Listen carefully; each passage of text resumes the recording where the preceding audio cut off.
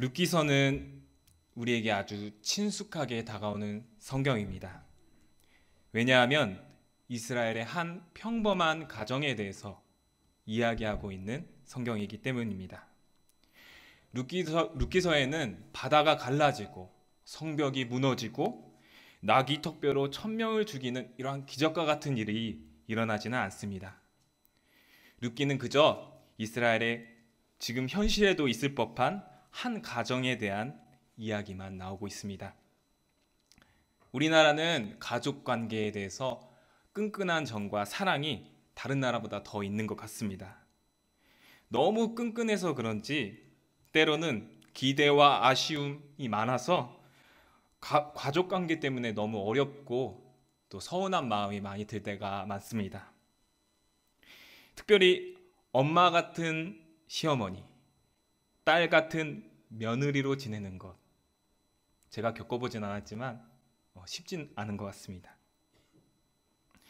네, 룻기에 나타난 시어머니 나오미와 며느리 룻의 끈끈한 관계를 보면요, 이 시대의 많은 가정에게 모범서로 읽혀지는 또 하나의 성경의 이야기인 것 같습니다. 또한 룻기는요, 룻과 보아스의 사랑, 성경에서 로맨스 이야기가 많이 나오지는 않지만 로맨스 이야기 중에 하나입니다. 미국의 존 파이퍼 목사님은 이렇게 말씀하셨습니다. 룻기는 심장이 멎을 듯한 순간들이 나온다. 특별히 룻이 밤중에 보아스의 타작마당에 가서 당신의 옷자락을 펴 당신의 여종을 덮으소서라고 말하는 것은 단순한 유혹이 아닌 당시 사회적 약자인 여성의 고귀하고 담대한 프로포즈다. 또한 남녀가 밤중에 단둘이 있었지만 보아스는 정당한 혼인이 있을 때까지 그녀에게 손을 대지 않았던 것을 보면 이것은 이 세대가 배워야 할 순결한 사랑임에 틀림이 없다. 이처럼 룻기는요, 시어머니와 며느리와 관계, 남녀의 순결한 사랑 등 지금 우리의 삶과 매우 비슷한 흡사한 이야기들, 평범한 이야기들이 나옵니다. 그러나 오늘 저는 이 룻기서 말씀을 통해 평범한 가정 속에 이 이야기가 단순히 평범한 가정의 모범서로 읽혀지는 것을 말하고 싶진 않습니다. 저는 오늘 룻기서 말씀을 통해 그 룻과 보아스, 나오미 뒤에 보이지 않게 역사하시는 하나님의 섭리가 있다고 오늘 룻기서를 통해 이야기를 나누기를 원합니다. 가정의 회복, 공동체 안의 사랑, 우리의 미래, 우리의 인생은 보이지 않는 하나님의 역사가 있어야지 형통한 줄 믿습니다. 룻기에서는요, 놀라운 하나님의 기적과 같은 일들이 일어나지 않다고 말씀드렸습니다. 대신에 흉년이 일어나서, 가뭄이 일어나서 여기저기로 옮겨다니던 나오미 가족과 극심한 가뭄에도 불구하고 하나님의 축복을 받아 이제 풍요롭게 되는 베들레헴 공동체 이야기가 나옵니다. 베들레헴이라는 동네는 아주 작은 마을인데요, 룻기서는 하나님께서 그의 능력과 위엄을 보이시는 놀라운 기적보다 인간 세상에서 쉽게 일어날 수 있는 사람 사는 이야기를 하고 있는 것입니다. 룻기에서는 하나님께서 개입하시는 장면이 딱 2번 나오는데요, 처음과 끝에 나옵니다. 우리 룻기서가 4장밖에 되지 않으니까 한번 찾아보도록 하겠습니다. 룻기서 1장 6절인데요. 함께 읽어보도록 하겠습니다. 한 장만 앞으로 넘기시면 됩니다. 룻기서 1장 6절입니다. 다 같이 읽도록 하겠습니다. 그 여인이 모압 지방에서 여호와께서 자기 백성을 돌보시사 그들에게 양식을 주셨다함을 듣고 이에 2 며느리와 함께 일어나 모압 지방에서 돌아오려 하여 기근 때문에 여기저기 돌아다니다가 남편을 잃고 또 아들 2을 잃고 며느리만 남은 나오미가 베들레헴으로 돌아오게 되는 중요한 계기가 있었습니다. 하나님께서 베들레헴에 축복을 주셨다는 그 사실이죠. 결국 나오미가 베들레헴으로 돌아올 수 있었던 것은 보이지 않는 하나님의 역사가 있었기 때문입니다. 또한 룻기서 4장 13절, 이거는 제가 읽어보도록 하겠습니다. 이에 보아스가 룻을 맞이하여 아내로 삼고 그에게 들어갔더니 여호와께서 그에게 임신하게 하심으로 그가 아들을 낳은지라. 하나님께서는 룻이 임신케 하도록 하셨습니다. 집안 안에 모든 남자가 죽어서 대를 잇지 못하는 그러한 상황 속에서 이러한 불쌍한 가정에서 하나님께서는 1등 신랑감 보아스를 룻이 만나게 해주시고 또 아들까지 선물로 주십니다. 결국 룻은 하나님의 역사가 원인으로 시작하여 하나님의 역사가 결과로 이어지는 그러한 처음과 끝이 하나님의 역사로 이루어지는 그러한 사건입니다. 마치 하나님의 개입이 이 룻기서를 이제 전체를 감싸고 있는 듯이 보입니다. 비록 중간에는 하나님의 역사가 많이 안 나타나는 것처럼 보이지만 직접적으로 기록은 없지만 성경은 오늘 룻기서는 보이지 않는 하나님의 역사가 룻기서 안에 흐르고 있다는 것을 우리에게 말해주고 있습니다. 여러분은 때때로 하나님께서 우리 눈에 보이지 않아 답답하실 때가 있지 않습니까? 가끔은 하나님께서 우리 눈에 딱 보이셔서 나타나셔서 우리가 슬픈 일이 있으면 우리를 안아주셔서 위로하시고 또 우리가 어려운 일 당해서 나쁜 사람한테 나쁜 일을 당하면 그 사람에게 나타나셔서 혼내주셨으면 하는 그러한 마음도 있기 마련입니다. 이러한 것은 우리의 믿음이 연약하기 때문에 우리 하나님께서 보이시지 않는다는 그러한 믿음의 연약함 때문에 우리가 생각하는 생각들인 것 같습니다. 이러한 믿음이 연약한 우리에게 보이지는 않아도 우리를 안아주시고 모든 위험으로부터 우리를 지켜주시는 하나님의 보이지 않는 손길이 있다는 것을 오늘 룻기서에서 말하고 있는 것입니다. 공기는 눈에 보이지 않아도 우리가 숨을 쉬면 알 수 있듯이 또한 바람은 손으로 만질 수 없어도 이제 나뭇가지가 흔들리는 것을 보면 알 수 있듯이 믿음의 눈으로 우리가 바라보게 되면 우리는 하나님의 역사를 볼 수 있습니다. 우리는 하나님의 보이지 않는 역사를 우리 삶 가운데 느낄 수 있게 되는 것입니다. 하나님이 보이지 않다고 체험하는 것이 별로 없다고 늘 영적으로 무뎌지는 것이 아니라 보이지 않는 우리 하나님께서 지금 이 자리에 우리와 함께 계시고 역사하신다는 사실, 임마누엘의 하나님을 기억하시고 그 하나님 앞에서 부끄러움이 없는 모습으로 살아가는 우리 연희교회 성도님들 되시기 바랍니다. 그렇다면 룻기 안에 느껴지는 이 하나님의 손길이 과연 어떤 것인지 우리 한번 살펴보도록 하겠습니다. 룻기서 2장 1절입니다. 나오미의 남편 엘리멜렉의 친족으로 유력한 자가 있으니 그의 이름은 보아스더라. 2장 앞에 있는 1장 내용은 여러분들이 잘 아실 거예요. 엘리멜렉의 가족은 극심한 기근 때문에 베들레헴에서 모압 땅으로 내려가서 살게 되었습니다. 그러나 그곳에서 가장 엘리멜렉이 죽고 또한 두 아들이 죽고 며느리와 시어머니만 남았습니다. 두 명의 며느리와 시어머니 여자들만 가정에 남게 된 것입니다. 나오미는 두 며느리들이 새로운 삶을 살 수 있도록 고향 땅으로 돌아가라고 권면했습니다. 오르바는 돌아갔지만 룻은 그 유명한 어머니의 백성이 나의 백성이 되고 어머니의 하나님이 나의 하나님이 될 것입니다 라는 믿음의 고백을 하게 됩니다. 그런데 어느 날 베들레헴에 하나님께서 기근을 물러가게 하시고 풍요롭게 축복을 내리셨다고 하는 소식을 나오미가 듣게 됩니다. 그래서 룻과 함께 베들레헴으로 올라가게 됩니다. 베들레헴에 도착하자 성경 기자는 그곳에 엘리멜렉의 친족 유력한 자 보아스가 있다고 우리에게 지금 설명해 주고 있습니다. 여기서 엘리멜렉의 친족으로 유력한 자가 있으니 이 말은요, 유력한, 여기서 유력한이라는 단어는 범인으로 유력한 이런 단어가 아니라 유력한 자, 즉 부호, 재력과 덕을 겸비한 존경받는 자, 이러한 뜻을 가지고 있습니다. 이 유력한이라는 단어는요, 잠언 31장 10절에 나오는 현숙한 여인, 여기에서 현숙한이라는 단어와 동일 단어입니다. 룻기 안에서는요, 이 룻에게도 이 단어가 사용되어지는데요, 3장 11절에 보면요, 보아스가 이렇게 말합니다. 그리고 이제 내 딸아 두려워하지 말라. 내가 내 말대로 내게 다 행하리라. 내가 현숙한 여자인 줄을 나의 성읍 백성이 다 아느니라. 결국 유력한 남자 그리고 현숙한 여인이 만나서 아름다운 가정을 이루게 되는 내용이 룻기서 내용입니다. 천생연분이라고도 하죠. 특별히 잠언 30장 31절에는요. 이러한 룻과 같은 현숙한 여인을 이제 마지막에 가서 잠언 마지막에 가서 여호와를 경외하는 여자라고 설명하고 있습니다.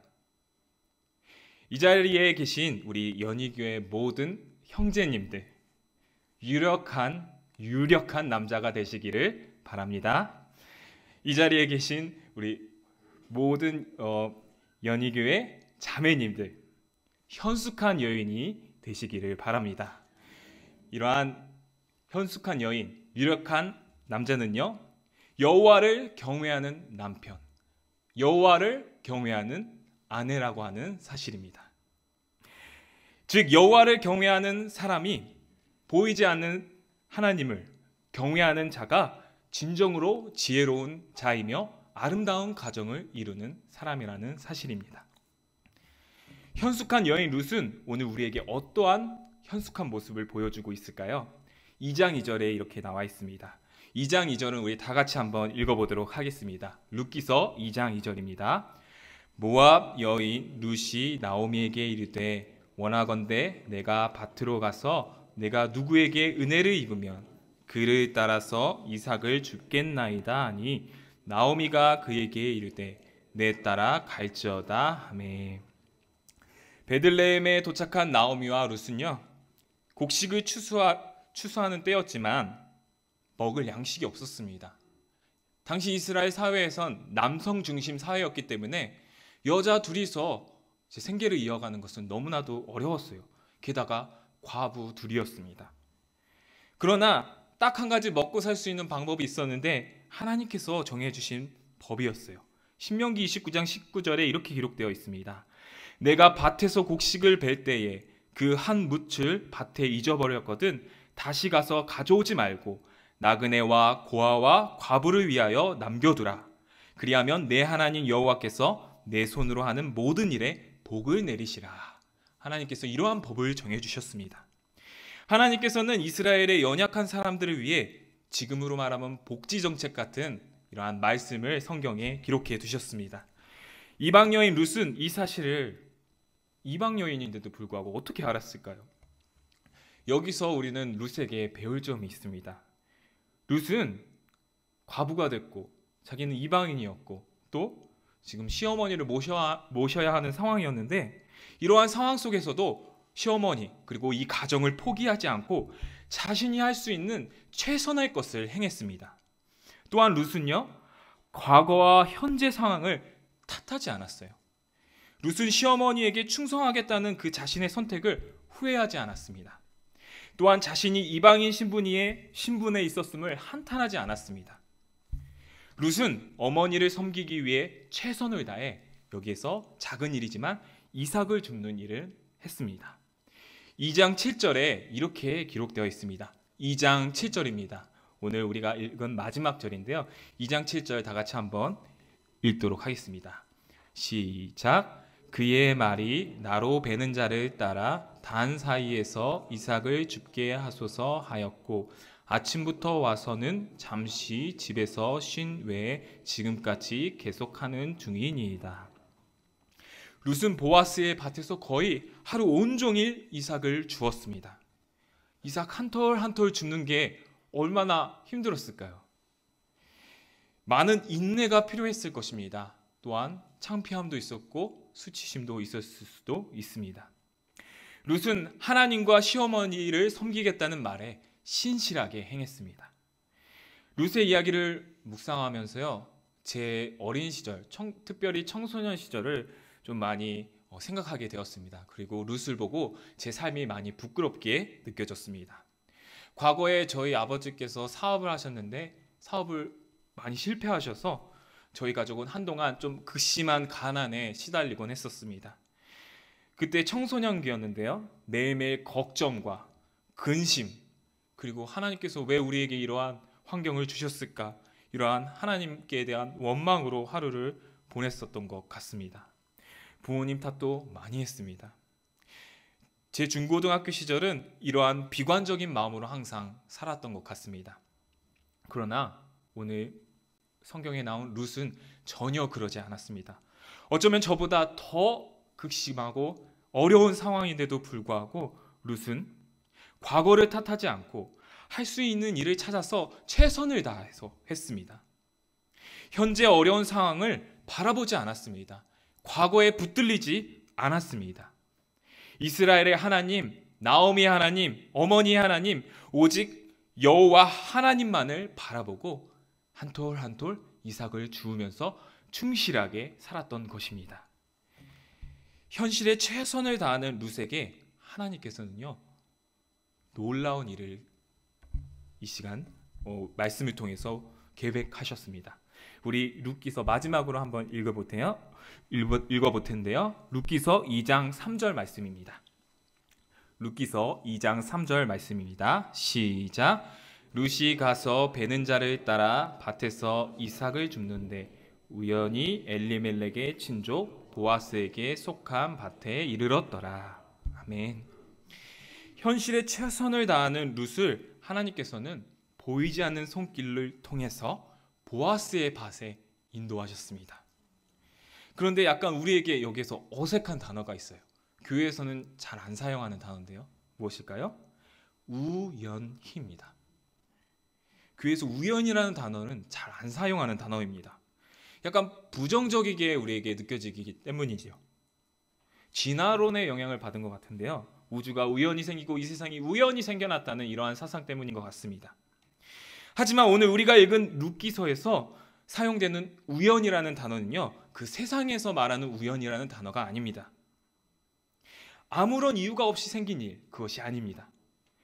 우리 하나님께서는요, 모든 일을 주관하시는 분인 줄 믿습니다.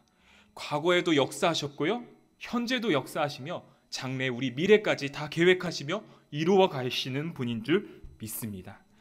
그러나 우리 연약한 인간은 한 치 앞도 볼 수 없기 때문에, 무능력한 존재이기 때문에 우리는 우리의 코앞도 보지 못합니다. 그래서 보이지 않는 하나님이 어디 있냐며 많은 사람들은, 하나님을 믿지 않는 많은 사람들은, 세상적인 우연을 말하는 사람들은 알 수 없는 미래가 그들 앞에 있기 때문에 두려움과 걱정으로 하루하루를 보내기 마련입니다. 왜냐하면 그들의 앞에는요, 미래에는요, 좋은 일이 일어날 수도 있고 나쁜 일이 일어날 수도 있기 때문입니다. 불확실함이 그들의 삶에는 항상 뒤따라 다니고 있습니다. 그러나 살아계신 하나님을 믿는 하나님의 자녀들은요, 그들의 미래가 비록 고난과 역경이 있을지라도 결국 하나님께서 예비하신 축복의 길을 걷기 때문에, 승리의 길을 걸 것이기 때문에 미래가 두렵지 않습니다. 하루하루를 소망과 기쁨으로 살아갈 수 있다는 사실입니다. 오늘 저는 중등부 예배를 통해서요, 아이들과 요한계시록 말씀을 나눴습니다. 요한계시록 말씀은 정말 어렵잖아요. 어른에게도 어려운 말씀이에요. 근데 말씀 한 장면 한 장면이 정말 이해하기 힘든데요. 한 가지 예화를 우리 중등부 예배 시간에 했습니다. 어떤 목사님이 교회에 어린 학생이, 주일학교 학생이 요한계시록을 열심히 읽고 있는 것을 발견했어요. 그래서 그 아이를 유심히 봤는데 너무 열심히 읽고 있길래, 너 이거 무슨 뜻인지 다 알고 있는 거냐. 목사님은 아무래도 이 아이가 그냥 생각 없이 읽는 줄 알았나 봐요. 그런데요, 그 마침 딱 22장을 다 읽은 그 아이가 목사님께 이렇게 얘기했습니다. 네, 뭔지 알아요. 예수님께서 이기신대요. 그렇습니다. 요한계시록 말씀 우리에게 정말 어렵습니다. 그러나 중요한 골자는요, 예수님께서 이 땅의 공중 권세와 싸워서 이기시고 왕이 되셔서 그를 믿는 자들과 영원한 나라에 함께 하시고 승리하신다는 사실입니다. 결국 세상 끝날에 예수님께서는 승리하시고 우리 교회도 주 안에서 승리하게 된다는 사실입니다. 이렇듯 결국 하나님의 자녀는요, 우리가 모르는 축복의 예비의 길이 예비되어 있습니다. 축복의 길이 예비되어 있습니다. 결국 승리의 길을 우리가 가게 되기 때문입니다. 룻기에서는요, 그것을 우연이라는 단어로 표현하고 있습니다. 그러므로 살아계신 하나님을 믿는 자들에게 미래란 놀라운 축복의 선물인 줄 믿습니다. 불확실한 미래, 두려움이 아니라 놀라운 하나님의 축복과 선물이 있는 그러한 미래라는 사실입니다. 하나님만 바라보며 현재를 열심히 살아간 룻에게 주신 하나님의 선물은요, 어느 날 우연히 보아스의 축복의 밭으로 인도하신 것입니다. 그리고 이 현숙한 여인은요, 유력한 남자 보아스와 만나 결혼하게 되고, 나오미의 가족은 가족의 회복을 경험하게 되고 아들까지 낳게 되는 그러한 축복을 경험하게 됩니다. 이것은 룻도 나오미도 계획한 일이 아니었습니다. 우리가 모르는 하나님의 섭리를 통해 인도하신 사건입니다. 우리도 마찬가지입니다. 현재 우리가 속한 가정에서, 우리의 일터에서, 또 현재의 교회에서 최선을 다해 하나님만 바라보고 충성되며 신실하게 나아간다면 하나님께서 택하신 그 시간, 하나님께서 택하신 그 장소, 하나님께서 택하신 그 일을 통해 우리를 우연히 우리 자신도 모르게 축복의 밭에 인도하신다는 사실을 기억하시기 바랍니다. 말씀을 맺도록 하겠습니다. 오늘 우리가 읽은 룻기는요, 어둡고 암울하고 오늘 날씨처럼 춥고 그러한, 진짜 날씨가 춥다는 것은 아니고요, 그렇게 마음이 얼어붙은 그러한 사사시대에 일어난 일입니다. 베들레헴이라는 한 작은 마을에서 일어난 사건입니다. 보이지 않는 하나님의 섭리를 의지하며 하루하루 최선을 다했던 룻은요, 결국 하나님의 놀라운 축복들을 받게 됩니다. 그리고 이 작은 마을에서요, 룻은 오벳을 낳게 되고, 오벳은 이새를 낳게 되고, 이새는 다윗을 낳게 되고, 다윗의 후손을 통하여 우리 왕 예수 그리스도가 태어나게 되십니다. 비록 룻이 한 일은 고작 이삭을 줍는 일에 불과했지만, 작은 일에 불과했지만 하나하나 최선을 다해 현실을 살아갈 때 하나님께서는요, 다윗의 후손 우리 예수 그리스도의 족보에 오르게 되는 놀라운 축복을 예비하셨다는 사실이에요. 2017년도 연희교회 성도님들께 다가오는 연희교회 성도님들께 맡겨진 사역과 또 교회 직장 일들이 있으실 것입니다. 그것을 최선을 다해 남은 한 해 감당하시길 바랍니다. 그리고 다가오는 2018년도 세상 사람들처럼 불확실한 미래를 사는 것이 아니라 오직 하나님만을 바라보며 기대와 소망으로 새해를 맞이하시길 주님의 이름으로 기도합니다. 상황과 현실을 붙들지 말고 내년에도 변함없이 하나님께 헌신하시길 바랍니다. 그래서 오늘 룻과 같이 보이지 않는 하나님의 놀라운 축복과 선물을 누리시는 우리 연희교회 성도님들 되시기를 주님의 이름으로 소망합니다.